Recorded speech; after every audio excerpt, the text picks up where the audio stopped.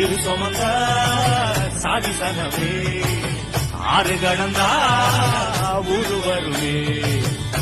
சுமந்த சாதி சனமே